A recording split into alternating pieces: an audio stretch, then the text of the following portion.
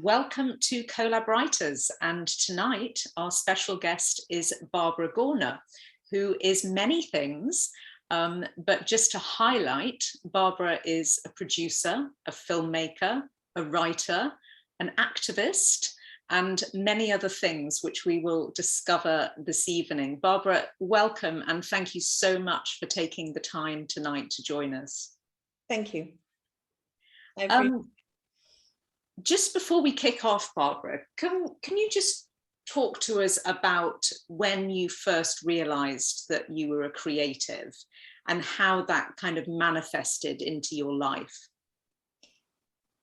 Well, it was an interesting question you sent me, so I had to think about it. And I have to tell you a story from when I was probably about 3.5, 4 years old. And I actually come from a tiny little market town. Well, actually, I come from a village near a market town called Clitheroe. And on Saturdays, they used to have a market, not just with fruit and veg, but also selling clothes. And I must have been knee-high to a goose. And I remember seeing this wonderful little purple coat with a velvet collar. So I really wanted this coat, and blah, blah, blah. Grandparents obviously said no, etc. I went home and I spun the most amazing story about this purple coat to my mother. And I said, this coat was fabulous. I tried it on, it fitted really well. I told her how much it cost. And the grandparents said I could ask and then they'd buy it for me. It was all complete rubbish, to be honest. So how did I start writing? By telling giant fibs about something I actually wanted, which is where it all started. And then I realized I actually liked the look on my mother's face as I was telling her the story. Oh. So I'm not sure whether she believed me or not, but she liked the telling of the story. Did you get the coat? No, that's really bad, but I do remember the purple coat. I'll never, ever forget it. And even when I was about 5 or 6, you know, when you won't remember, but in the old days, teachers used to be able to just leave the room and what have you. They used to sit me on the table when I was about 6. And because I was always a small child, I'm not much bigger now, about 5'1". Sit me on the desk and say, okay, Barbara, tell us the story and I'll be back in 10 minutes. Brilliant. And that's what I used to do. So that's how I got started, but that's way before doing anything professional. Oh, that's a lovely story, Barbara. And there's so much to cover in your career, but one of the first creative things I understand that you did was you co-founded a literary agency, Red Hammer. Can you tell us about how that came about? Well, I was working in politics at the time. I'd been a director of Fawcett and a trustee for about 4 years. I was involved with Fawcett for about 7, 8 years. And I'd got to meet quite a lot of interesting people in politics. And you know how it is, if any of you have ever been involved, people always, yep. So I started saying to people, well, why don't you write down your story? Mm. And then I met a guy called Peter Cox, who had a small literary agency. And I said, look, I know all these people. Mm-hmm. I can bring them in. Let's do something together. And in a way, I was writing, but I wasn't confident enough at that time, this would be about 2004, yeah, to actually, I was starting to produce something. I did actually do something in 2003, but I wasn't, if you like, confident enough as a writer to push myself. And it was a good way to learn. I mean, one of the books I actually commissioned was a book called Perfect Hostage, which is now a movie about Aung San Suu Kyi, because I knew the journalist to sort of vaguely socially, because I'm a member of Chelsea Arts, and he was slightly, he'd lost his way a bit, let's put it that way. I was going to say washed up, but he might kill me, so I won't say that. And he was writing books on tourism and Vietnam and all that sort of region. And I said, look, you know the region, why don't you write something serious and sensible and write about Aung San Suu Kyi?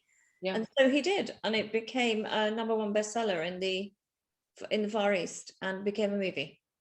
Wow. And that's how I did it. I did it because I just did it. So I think anything you want to do, just be bold, because people can only say no.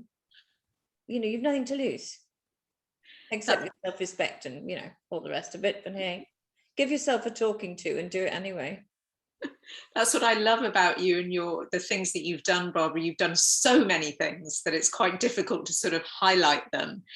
So if you were to give advice to writers or people who can't get things published, would you have any words of wisdom for them?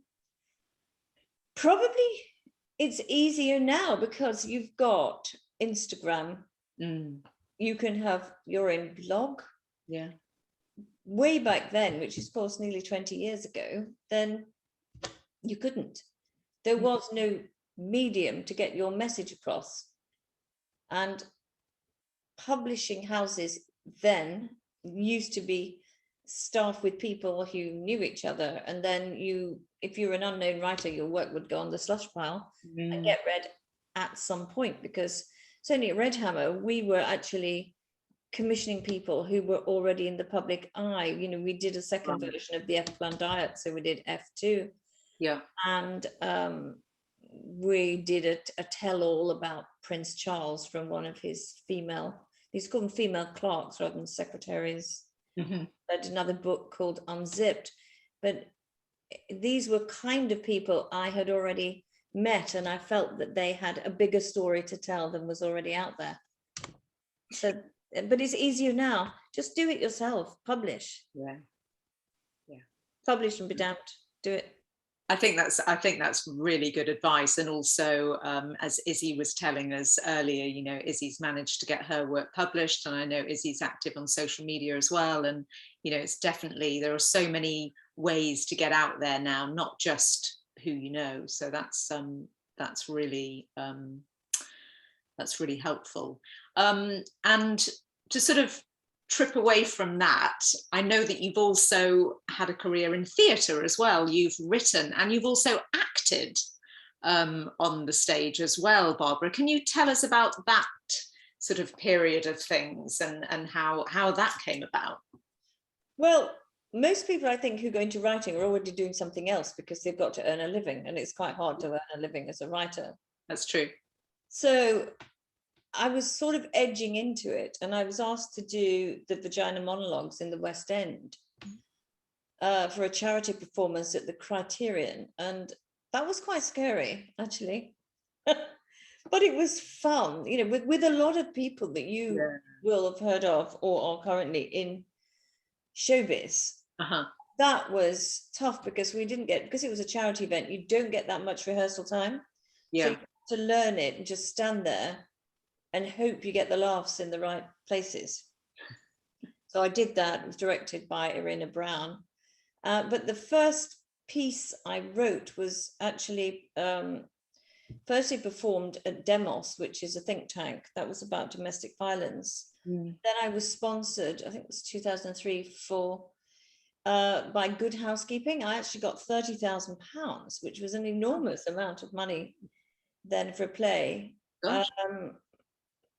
Yes, so that was my first theatre piece, but I thought I'd actually rather do film because I was still working in politics then. So in a strange way, it was easier because you have a bigger crew. Right.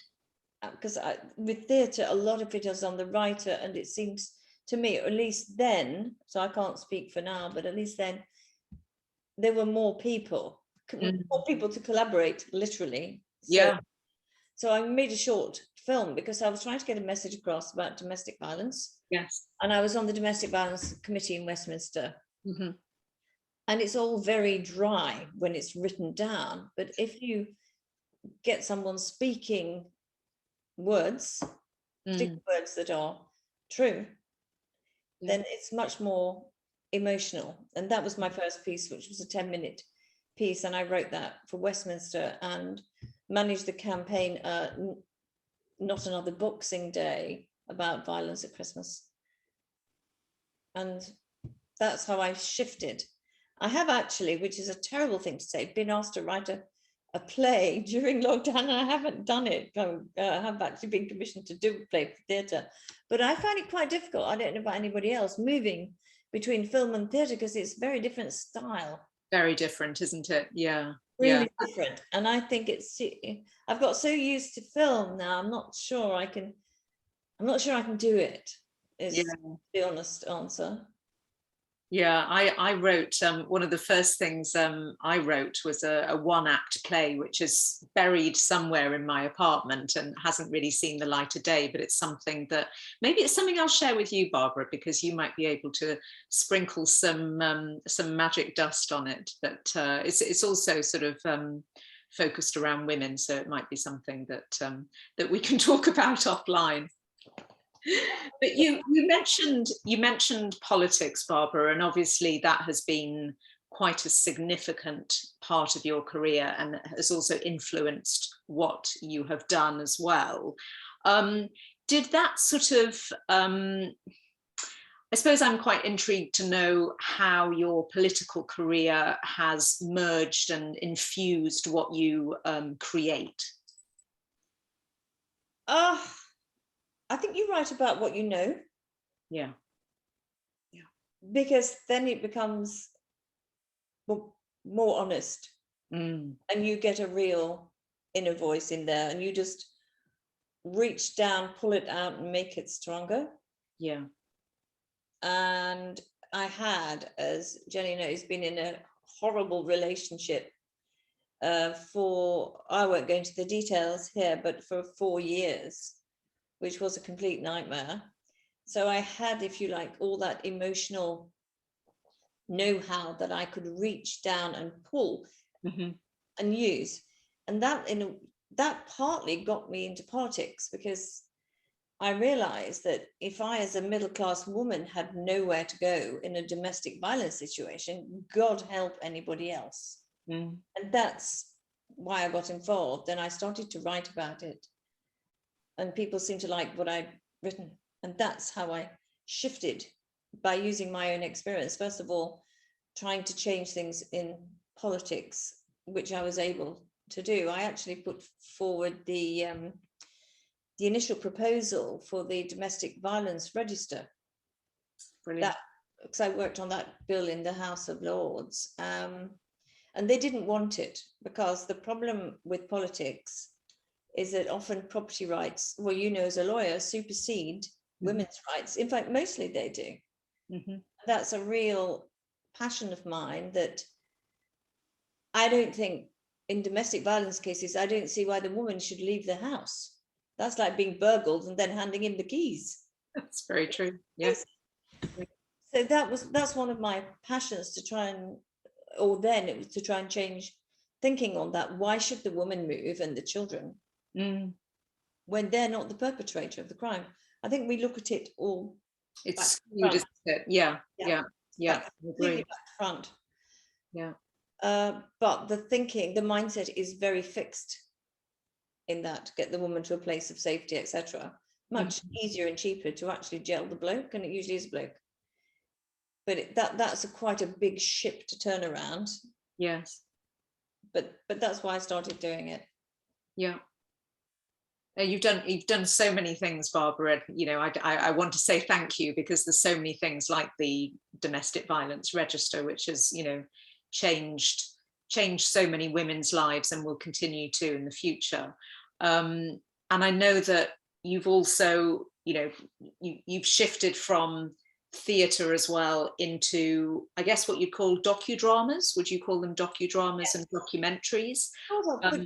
Yeah, I wrote, I was working on a movie. Well, I wrote Silent Voices, which is a series of monologues that was broadcast on Sky. That's an hour-long docudrama. And then, because of that writing, I was lucky enough to be picked up to do a rewrite on Carmen's Kiss, which is about a sex trafficked, it's a feature film, sex trafficked girl who sought revenge. So that was really lucky. And how did that come about? Had somebody seen your other work and then contacted you as a result of that? Yeah. Basically, I used to go to, I don't know if it's still on, COVID, etc., Directors Guild meetings. They used to have a meeting every month at the Curzon Cinema. Right. Okay. And so basically it's networking events like this, and then collaboration, and then saying, you know, and also being forthright and saying, if you're stuck with it, let me have a look at it. Because I think from Red Hammer, looking at other people's work, it teaches you where something might be going wrong. So working on other people's work is quite useful, and say, look, this isn't working, I think, because of X, Y, Z. Yeah. And so I was lucky enough that the director and producers like my work. So I was just, you know, it was a lot of networking. I say lucky, it actually was a lot of hard work. Going to classes and then elbowing my way in, I might add, you know, in your late, you know, I don't know how old everybody is listening, but if you're in your late 40s, to elbow your way into another career is, you've got to have fairly sharp elbows. But I was just everywhere I could be, networking, basically. Saying, you know, I can do this. That's the only way to do it. Just be everywhere. You're remarkable, Barbara, you really are. But on that note, you know, given that you've done so much and, you know, you're constantly moving into different things and finding opportunities, how on earth, and you have a family as well, how on earth have you managed to balance things and make things work? Because I think, you know, you could probably, I'm sure you could give some wise words to those who are finding it difficult to balance things right now. Oh, no, I'm hopeless at that. You can't possibly be. That. Find a supportive husband. I don't necessarily mean financially, but I mean partner. Yeah. But I mean, I've only known Simon, my current husband, for 10 years. So he wasn't around when I was doing all this, you know, earlier stuff at all. And I've actually chucked him out the house, so he's not here. Get a cleaner. And I know this is all very middle class and all that, but no, I was never very good at work-life balance. If I'm focused on doing something, I'll do it. I have a confession to make as an aside. My daughter, when she was about 7, was asked to do a diagram and draw a circle of how much time, God knows why they were doing this in school, but hey, does your mummy do this? Does, you know, it's like cooking this and this. And then there was another circle, you know, part of the slide, the pie slice, shall we say, was working. And mine was like sort of 48% mummy working, which is a bit, that's guilty, but she's okay. She's not, you know, she's 30, so she's still alive. We're still speaking. So yeah, no, I was hopeless at work. Don't do the work-life balance. I never did it. Never did it. I was so bad. I suppose it's something that we just have to continue to juggle, and we learn as we grow, I guess, don't we? Yeah, but I've kind of given up now. I don't have small children, so you know, it's different. It's different. I'm just, you know, I was lucky at the right time to be able to be focused. Yeah. If you like, because I had my children much earlier. So I think it must be a nightmare having, you know, children in your 30s in a serious job. And you're coming up to menopause and they're teenagers. Welcome to that. So I was kind of lucky. So, you know, start early. That's good advice. Or late, one way or the other, but don't clash as a teenager with a menopausal woman. It would be bad, I imagine, and probably bad for anybody listening. So another thing I really wanted to talk about with you tonight, Barbara, is obviously, I mean, I was thinking of you today when I voted, actually, just as I looked at the sign of the polling station, and I just thought, gosh, you know, so many women have done so much for other women, and it always makes me very proud and grateful when I go and vote, and I say thank you to all of those women who fought for the vote that we now have today. I know that this has also been one of your passions, and you have fought tooth and nail to clear the name of Emily Wilding Davison. And that has involved you making documentaries, and lots of work has been involved in that and the cause. Can you tell us about how this sort of, how you first got the bee in your bonnet and where you took it? Oh, well, there are two things, again, overlapping, if you like, writing and what was going on in my political life, because I fought a seat in 97, and a long time ago up in Manchester. It wasn't a winnable seat, it was my first seat at a general election, and I actually was going into a golf club to give a speech in an evening. It's a big sign in a particular area that actually said men's bar. Actually, the sign said men only, men's bar. And I just sort of was marching through, because I realized the conference room or the dining room they'd set up was beyond. I started walking through, and this guy, this barman, actually spotted my way, literally folded his arms and said, "No, it's women and tradesmen round the back." And I just laughed, and I thought, "Whoa, you are kidding me." And I said, "No, I'm going through." And eventually I talked my way through, carried on, didn't think about it. After that election, I was then asked to be on, there was a sort of think tank listening to Britain afterwards, and I was asked to be on that national committee. Yeah. Went into the Carlton Club to get a glass of water, and they said, "Well, I'm sorry, this is the men's bar." And I thought, you are having a laugh here, surely. So I went to the meeting, and I thought, this is wrong. And I had a look at the law, and private clubs have become an exemption from the Act, from the original Sex Discrimination Act, which meant the men's clubs could do as they liked and bar women, or only offer them second-tier membership. So I was working on that to try and change, it was a Sex Discrimination No. 2 bill, which is now part of the Equality Act. Mm-hmm. But I started doing that, and that was my name changed in between. For writing, I went back to my maiden name, which is Gorna, but my name then was Barbara Nutt. If you ever look it up, you think, who is this one? A bit schizophrenic, but people did change that. Women changed their names then. Yeah. Anyhow, then this is a bit of a long-winded answer, sorry about this, but there was a picture in the Daily Mail of Emily Wilding Davison. Mm.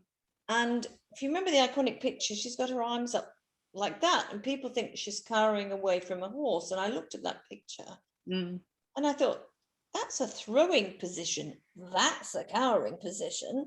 Yeah, horse is coming at you. You don't say, "Oh, come and get me." You do this. It's human instinct. And there was this, typical article that was a bit, certainly in those days, sort of anti-women type thing. And I thought, I must have a look at this. And then Emily Wilding Davison's sash came up at auction, and my late husband bought it for me. Mm-hmm. So basically, she's been a bloody nuisance for the last 20 years, is all I can say. The sash is now on the wall in the Palace of Westminster. Mm-hmm. But it took quite a while to get it in there, simply because people were insistent that she was a suicide, simply because that had been written in the history books. But I went to the archives at Kew, and if you look at the original newspaper reports, they say that she had grabbed the king's horse's bridle. She was definitely reaching to throw something. Right. But it took me a long time. It took about 10 years for the mood to shift on that. And then in 2013, the Channel 4 made Secrets of a Suffragette, and they were able to slice down the footage to show that Tattenham Corner had, in fact, where she stepped out, had changed over the years from 1913 until today, So she could see the king's horse. And my theory, they believe, was correct because they'd sliced all the original black and white footage down. And so she's been a pain ever since, because she took a long time to, get people to change their minds. I'm haunted by this woman. I'm going to have words when I get to the other side. She keeps turning up. Well, you've done and are doing a wonderful job of representing her rights from the other side. So well done you, Barbara. And can you tell us a bit about Rebel? So what was Rebel about? Well, I just made a short documentary for the House of Commons when the sash went in. But yeah, Rebel is a movie I developed with Joan Lane, who was the original, the King's Speech, which everybody's heard of, was actually first developed as a theatre piece. And Joan she's a big theatrical family, and she has a small theatre in her house in North London. Oh, wow. It was first performed there. So she'd seen my work on silent voices and was interested in helping me out, is all I can say, because she's an elder stateswoman and wanted to do some work with me and wanted to have a look at what I was doing. So I was privileged enough to go to her house, and it was quite tough because I came from politics. Remember, not used to working on feature films. Yes. Never gone to, and studied at drama school or scripts or, National Film School, anything like that. Obviously I went to Raindance, the courses, thank you, Elliot. But otherwise, I wasn't professional. And I didn't know the left-hand side of the page was, for notes, script notes and things like that. And the first time I went to see her, she sent me notes about 1 a.m. And she's certainly very experienced, most theatre producer. Yeah. And I sort of looked at them and thought, I can kind of remember this. But when we sat down in her enormous North London kitchen, she said, "Oh, you haven't noted up the script." And I'm thinking, "You what?" No idea what noting up a script was. I said, "Yeah, okay." Because obviously you only get a short time with someone like that, like an hour and a half, 2 hours. Yeah. And I thought, right, okay, I'll see if I can remember most of it. But she was going, 17 doesn't work because on 72, page 72, this, and this, and this. And if, really detailed, and after about, 45 minutes to an hour, it was a sunny June day. And I started staring out the window like a badly behaved pupil. And I was watching this blue bottle, I'll never forget this, and crawling down the window pane in the heat, because the words that were just coming at me, blah, blah, blah, blah, blah, character development, blah, blah, blah. And she went, "Right, getting up, I can tell you're not taking any notes of me." She went to her fridge, opened the door, and she had a maid, somebody to help in the house, housekeeper. Yeah. Threw 2 packets of M&S sandwiches at me and a bottle of water and said, "I'm going upstairs to do some work. When you're ready, let me know and we'll come back and start again."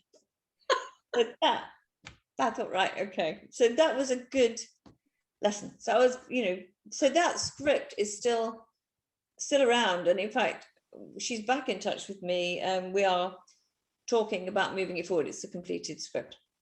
Fantastic. So that's where we are with that one. Oh, lovely story. And I think that's probably the best way to learn, isn't it, from somebody like that, actually, on the job. And probably makes being a lawyer and a politician quite easy compared to that, I would imagine. I tell you, the first time I truly understood what losing the plot was when she was talking at me for 45 minutes and I had no notes. I thought, right. Now I really understand the meaning of that phrase. Never forgotten it. Always take notes. Always. Always. Very good advice. Oh dear. And Barbara, you've also set up Blackberry Films. Is that a production company that is still running? Are you still looking for scripts? How does that work? It's really just a vehicle to to own scripts. It's not really a trading company, because everything I've done has been in collaboration. Yes. Yeah. And I would never, not do something in collaboration. So it's just the name, if you like. And for the last 7 years, apart from Secrets of a Suffragette, and of course working with Nina and yourself and Swati recently. Yes, and Paul as well. Actually, I was just going to come to that, because that is a collaboration that's happened through Nina, and I know, and a lot of the Collab writers who are on here tonight. Can you tell us a little bit about, I guess, how that all kicked off? Because it was basically what interested you during lockdown, wasn't it? You came across Dorset Hall. Can you talk us through that? How we got together, or Dorset Hall? Well, Dorset Hall, how it kind of came upon your radar, and why you became interested in it, because it is a fascinating story. I know, it was that dreadful woman again, Emily Wilding Davison. In lockdown, we'd moved to Wimbledon at the beginning of lockdown and really couldn't go anywhere apart from the shops. So I kept driving past this semi-derelict building called Dorset Hall, and for some reason it rang a bell, because I'd done a lot of research on the suffragettes, around the turn of the century and women's lives, etc., etc. And I thought, well, there must be a reason for this. So I looked it up, and it was the married home of Rose Lamartine Yates, who was a suffragette, one of the less well-known suffragettes. But what was a weird thing is that she was a good friend of Emily Wilding Davison. And this woman, I went in, I took lots of photographs, because the building was derelict and owned by a housing association who Jennifer tells me I'm not allowed to name for fear of death. And they had just let it fall. It was just like a large rectory. It's not anything super fancy, but it'd been quite a nice house. Anyway, the history behind it was Rose was a good friend of Emily Wilding Davison's, and in fact, basically was at university with her and organized her funeral, the huge funeral, about 100,000 people in the streets of London. And Emily's half-brother and her mother stayed there after Emily's death at the Derby. So something was pulling me towards that house. It was really bizarre. And the upshot is, during lockdown, I hired a drone, because I could see it was raining in through French doors. So I hired a drone, and we took pictures of the roof and annoyed the housing association and the council so much that eventually they did something about it, and Historic England. So it was a kind of lockdown project, and now the National Trust are involved. And next week we have a meeting with the All England Club, the tennis club. And I want them to put some money in to save this house. It's not a very big house, but for sure it would have fallen down. I set up a group. It's not like, me just waving a flag. I have got a team of 5 people, but it was an interesting lockdown project. So, and it's still ongoing, unfortunately. Yeah. No, it's fascinating. And what do you hope? What do you hope sort of comes out of the? I guess it's a mini short documentary. What are your hopes for what that might achieve? What I hope is that it will remind people that buildings are important, and I think that buildings associated with women are really important because there are so few of them. So it's important that we don't let them fall down. And I think this is important, not just nationally, but internationally, that we need to raise awareness of this all over the world and say, look, if a woman has lived here and changed something, then we really need to recognize it and preserve the building. Because I've been at war with Historic England, and they do what we have in the UK called a blue plaque project. And they said she wasn't important enough to have a blue plaque on her house.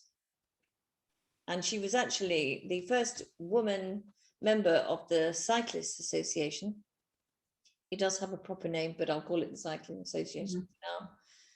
She was first woman on the council board of that, and she was one of the first women members of the London Assembly in 1918, as well as setting up soup kitchens, etc., and writing and making speeches on Wimbledon Common and other places. And they turned her down. As I'm having a current battle with Historic England, if anybody's got any contacts.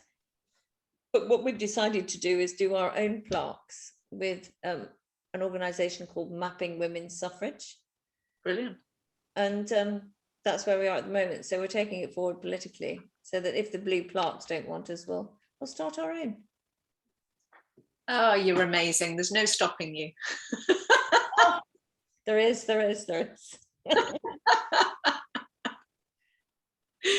What I really do admire, Barbara, is, you know, we hear about influencers on Instagram and other social medias, and you're what I would call a real influencer.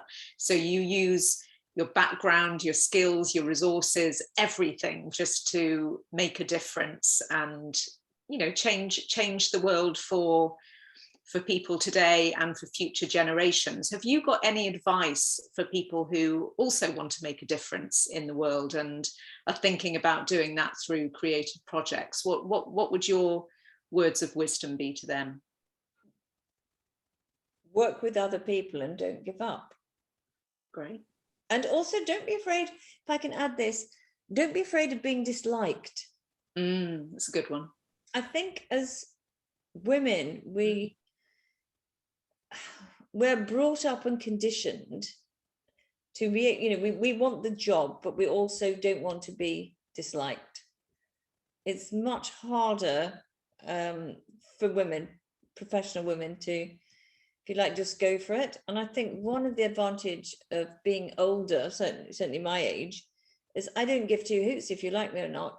Just effing do it. You can cut that bit. No, I'm not interested in being liked. I'm just interested in getting things done. Yeah. And I think you can step that need, or if you like, push that need aside. It helps a lot. You're thinking, do I really need Joe Bloggs to like me? Or do I want to persuade him to do what needs to be done? And I think if you take that need, we all need to be liked to a certain extent, but if you take that need to be liked out of it, it's easier. I love the way you've put that, because I think it's something that we don't necessarily think about ourselves, and, you know, arguably it would be the ego or, you know, the self being too persuasive if it's overshadowing what you actually want to do. So I think that's really, really good advice. Thank you. So what lies ahead for you, Barbara? What are your sort of pursuits for the future? Because I know I'm sure you have a lot of things ticking away in that head of yours. Well, hopefully I will be collaborating on some documentaries. I'm particularly keen on making documentaries, if you like, that are on women's issues. I'm not just talking about violence against women and so on, but a lot of documentaries are, you know, there's like 300 documentaries on Hitler and that type of thing. There are less documentaries on important women or issues that are important to women. So I'm very keen on that. Also, I will obviously be continuing with Dorset Hall, even if we don't manage to turn it. I would like to turn it into a women's wellbeing centre. If we don't manage to achieve that, at least nobody will knock it down now, because there's been too much in the press, which is quite useful. And especially when your documentary's out or wherever it's going, I don't know. What do I want to do in the future? I need to set up a charity for the sash that's on the wall in Westminster, because I think that it would be useful if a museum bought it rather than me owning it personally. And then what I want to do with the money is actually do women-centric projects So I want to say, if you like, sell the sash, monetize it, and then work on women-centered film projects. That's fantastic. That's what I want to do. Yeah. And I mean, they're such good causes. Do you think that you would, take these things internationally as well, rather than, because obviously a lot of your focus has been on the ground, through politics and through this work. Would you like to sort of increase your sphere of influence and take these things internationally? Well, we've just done something for Japanese TV on the sash, and I think it's I'd love to do a project called Women Talking. Okay. And because you were talking earlier about a podcast, and just have a sort of international women talking podcast on a weekly basis to pick up international issues. I was away for about 10 days and I picked up a movie called Women. I don't know if you've seen it. Is that the one from a while back? Not that back, no, recently, about 3 or 4 years, I think. And it's just international women speaking about their lives. They're small clips. Oh wow! So they're real women, but it just, because I think internationally, one of the problems we have here, we're very European centric, and yes. we're very privileged, and we don't realize that in most of the world, women don't have any rights. Yeah. Or they have far fewer rights and have extremely difficult lives.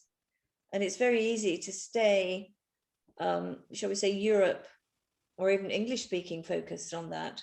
I do think it's important to broaden things out. And I think women as filmmakers are in the best place to do it. Absolutely. That sounds like an amazing project, Barbara. I've just seen from the chat as well that Elliot has said that the SASH project could be a brilliant crowdfunding campaign, which I'm sure he's right.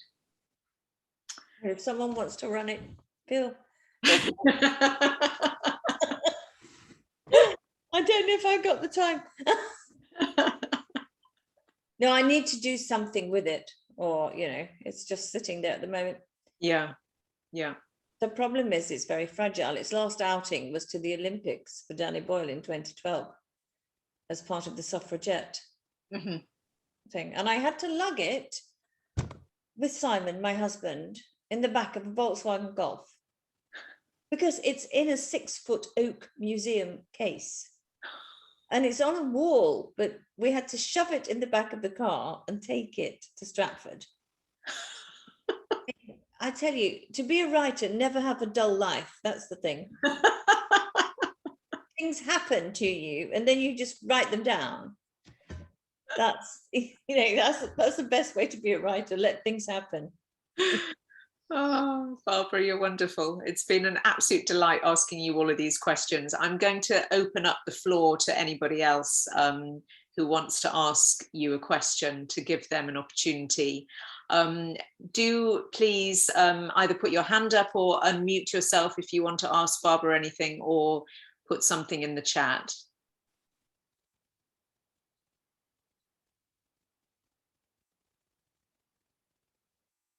I was going to ask, so I've done a lot of projects around sort of women in history who should be celebrated. And I've always found that the research process is so much harder because either a lot of it's been covered up or people haven't deemed it important enough to take a record in the first place, or it's been silenced in some way. And so I just wondered, how have you found researching your projects and how have you gotten around those issues? Well, I think it's easier now because there's a lot of information on the internet. But one of the best ways is to go to the archive library. If you've tried it, Kew, which is really, because one of the things I picked up from Kew is that Britain actually used to export women for sex trafficking rather than bring them in. And women actually used to get chloroformed on the streets. This is about, 1890s to say pre-war. So they'd put chloroform, take them down to Dover, and they were particularly liked by the Germans, apparently, because English women used to like to fight back, and they liked feisty women. And this information all came from the archives in Kew. So if you go to the archives and actually look at original documents, that's the best way. And the Women's Library has tons of stuff as well, and Museum of London and so on. But I agree with you, women's lives have not been documented, hence my passion for saving the buildings that are still there and finding some more. Yeah, 100%. Thank you. Thank you, Izzy. Any other questions or reflections, even if you don't have a question? I do. Barbara, as a woman and as an activist, how would you, if you were in America, deal with the current Supreme Court view on abortion? Well, I think it's appalling, actually, that they want to. I believe in women's right to choose, but I don't know how I deal with it from an American point of view, because I've never been involved in American politics, so I wouldn't know the steps on the ladder to fix it.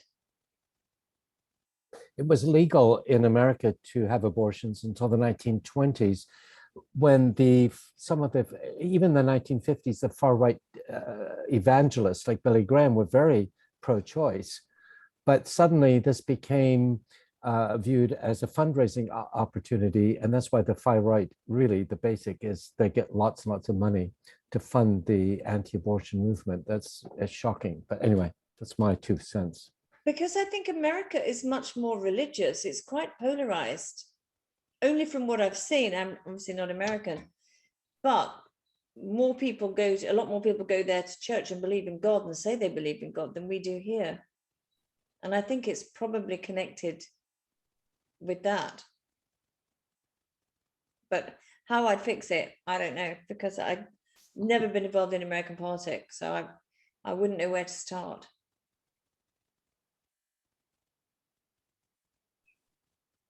Thank you, Elliot. Emma? I have a question, but one thing I would just say on the topic that you were talking about, I saw that some major companies are allowing their staff to have time off work paid while they can travel to a different state to have termination. So that's how they're sort of supporting the cause for women. That's what I heard. Anyway, my question to you, Barbara, would be, just because I'm a bit of a film nut, as people know, what would be a film that you love or that you think is important with a female lead who is an activist of some kind? Do you have a favorite film like that? Well, it's a very old film, but one of my favorite films growing up was Gone with the Wind.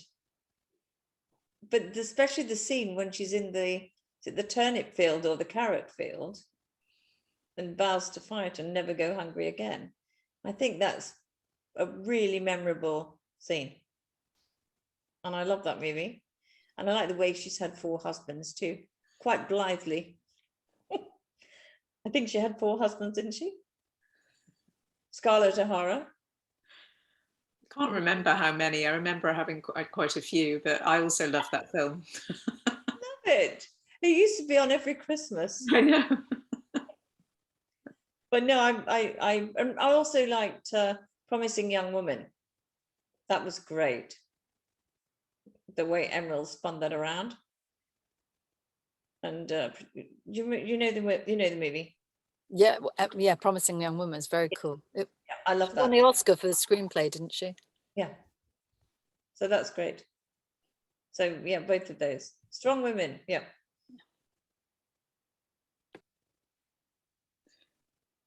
Thank you, Emma.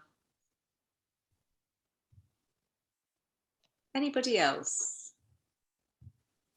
Barbara, do you see yourself as a creative, as a writer or a producer, filmmaker first, or are you a political activist who uses the medium of film to move things along?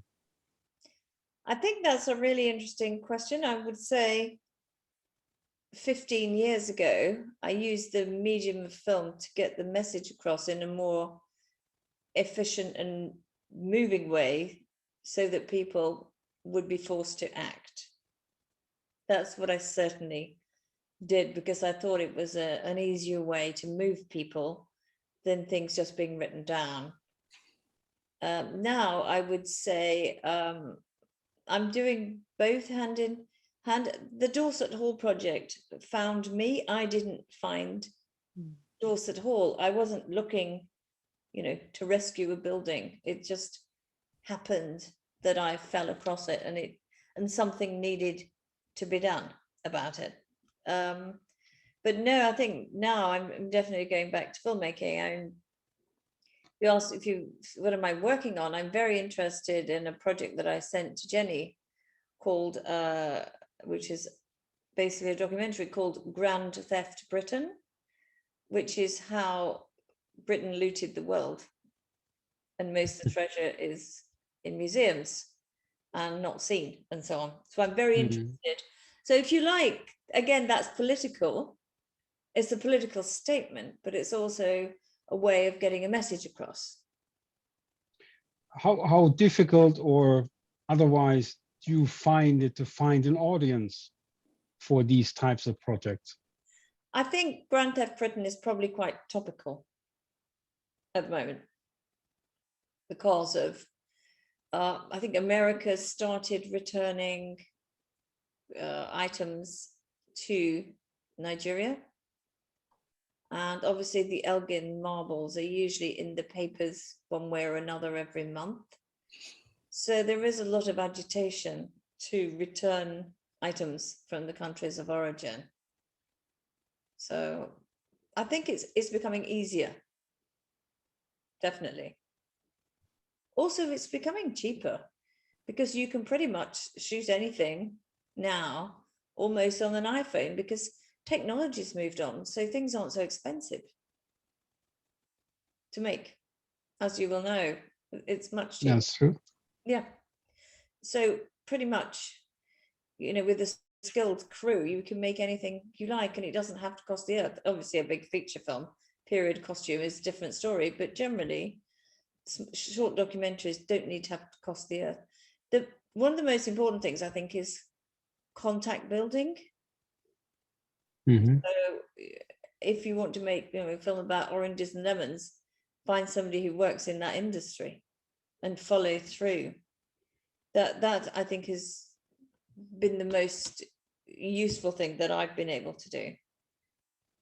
Certainly. Thank you. Can I speak? Of course, Julie, go ahead. Can you hear me? Yes. Right. I thought this was a webinar, so I'm sort of not dressed for the occasion. But anyway, thank you for, it's interesting what's going on. You talk about networking, right? Now, I was lucky enough through a networking situation with Rain Dance to make 2 short films out of the blue because someone else has seen my scripts. So you mentioned the Directors Guild. Are there any other network situations you could recommend? I think Elliot would know better than I, because I have been working in a different industry through happenstance, for want of a better word. For 7 years, I had to take over a family business and farm. This is true, as Jennifer knows, when a family member died, and turn it around. So I haven't, and obviously then it's been COVID. So I haven't done any recent networking apart from very recently with the Collab team. So I'm not the right person to ask, but I'm sure Rain Dance are. Anyone else got any ideas? What? Has anyone else got any networking they found useful? No. All right. So I think, I mean, obviously this organization is helpful, and obviously Elliot also has quite a lot of networking stuff with Rain Dance. Boozing and Schmoozing is one of the main ones I can think Yes, that's of. where I actually met some of them. And they said, "Oh, what are you doing at the moment?" I said, "I've just written these two," and they asked to see the scripts, and they really liked them, and I've got two short films. Talk about bravery, though.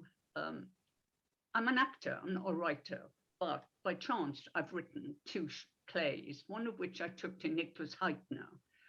And as I knew him, I would only kind of approach people I sort of knew or met on occasions. And he really liked the play.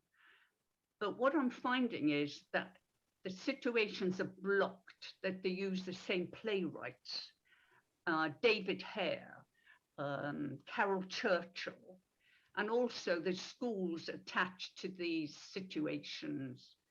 So that play, I'm now going to be very brave, Barbara, like you say, be bold. And I have met Tim Bevan, so I'm going to ring him up and say, does he want my play as a film? I'll tell you the result. Good for you. I think Izzy's also mentioned the Ironclad Hub are a brilliant networking organization as well. That's in the chat, Julie, if you want to get details of that. It's the Ironclad Hub. It's like its own social media platform, but for theatre makers. And the people who run it are really friendly, and everyone in it are really lovely. So that's what I'd recommend. Could you put that up again? You did it. You showed it on the screen. Ironclad, did you say? Yeah, Ironclad. Oh, right. Okay. Thank you very much.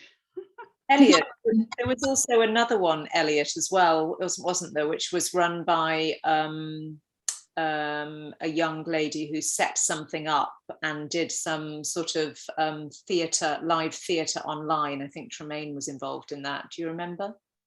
Yeah, she was in Birmingham. She did a whole festival. I forget her name.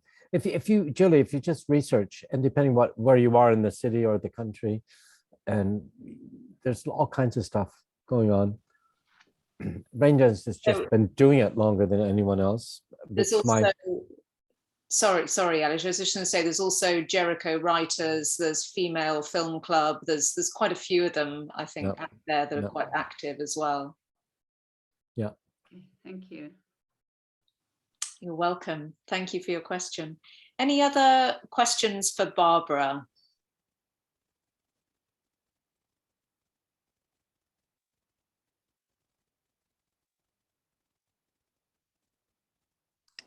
I have a question. Yes, hi Nina, go ahead.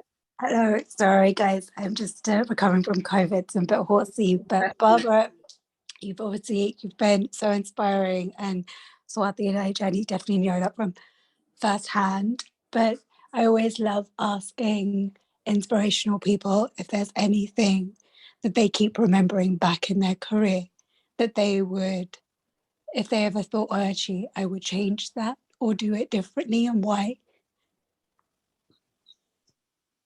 Oh, that's an interesting question. It's loads of things, probably. Loads. I would say writers obviously tend to sit in a huddle on their own most of the time. I think I would be more collaborative on projects and be more open. But I think when you're first writing, you're kind of getting to know yourself. So it's quite it's quite tricky to be confident enough to work with somebody else. But I often think it's easier, and I wish I'd done that from the beginning and worked more in a group. Obviously I did, making films and so on, but on the writing side, certainly things like documentaries and so on, I would definitely, it's much better to work with other people, much, and not struggle on your own. Also, you get feedback, and somebody, if you know them well enough, will say, that's a blind alley, don't go there, and stop you wasting your time. So that's why it's good to work within a team, I think. Thank you. Get better soon, Nina. You sound terrible. Thank you. Oh. Thanks. Okay, so Jenny, I don't have any questions as such, but just a couple of comments on my appreciation for Barbara. I just feel incredibly lucky to have collaborated with her, and thanks to Nina for having brought that idea of collaboration in the first place. And it was quite serendipitous how we chanced upon Barbara. We were looking for interesting lockdown stories, and the moment we heard Barbara's story about the Dorset Hall, we just left everything else and we just took that story and focused upon that. And Barbara has been very, very supportive throughout the entire process. And Jenny, we roped in you as well, making you play what you do the best, being the interviewer. It has been incredible, and we have finished with the shoot, and we are in the post-production stage right now. So just hoping something really good comes out of it. So thanks, Barbara, for all the inspiration and support. Well, what I want to say is thank you, because I really feel that, if you like, pushing to save Dorset Hall has reopened the door for me back into making films and documentaries. And it's been really hard work. Taking on £1 billion company with my team has been tricky, and that's an understatement. And I couldn't have done it without my team. But then the Dorset Hall story in your documentary is able to get out there because of working with you. And so I'm really grateful, if you like, to be able to come back where I'm supposed to be, instead of running a commercial business in Cambridge, which is what I've been doing for 7 years. So it's lovely to come back and be where I'm supposed to be and do a bit more political filmmaking. And thank you. Thank you. Oh, thank you. And I'm going to add to that Mutual Appreciation Society and say thank you again to Nina and Swati for bringing Barbara into the fold, because I think without you two, we wouldn't have Barbara as our guest tonight, and it has been an absolute delight.